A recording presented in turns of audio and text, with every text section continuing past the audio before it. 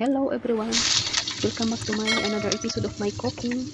Today I'm gonna cook stir fry fish with pork. Bagong menu naman to ng amo ko. Ito yung mga ingredients: isda, shiitake mushroom, pork, spring onion, ginger, stem of spring onion. Una natin gagawin is iprito muna natin yung isda. Itong isda lumarinate ito ng aking employer. Kaya ang lumarinate ito. Tapos ako na lang ang nagluluto.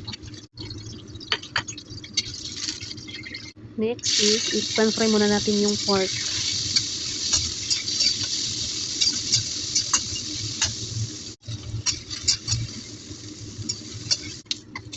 Let's begin. Maglagay tayo ng ginger. And then ilagay yung shiitake mushroom. Pan fry lang ng sandali. Then spring onion, yung stem ng spring onion.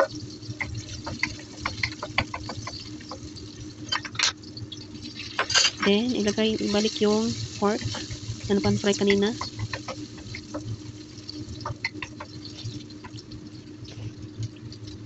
Then ilagay na yung isda. Huwag kalimutan lagyan ng cooking wine.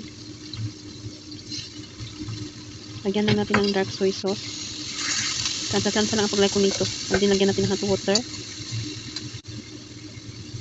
Then chicken powder. Add sugar. White pepper. Then lagyan ng light soy sauce.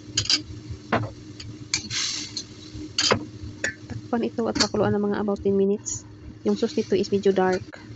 After 10 minutes, ilagay yung dahon ng spring onion and then lagyan ng kunting cornstarch with water para medyo magtikin yung sauce niya.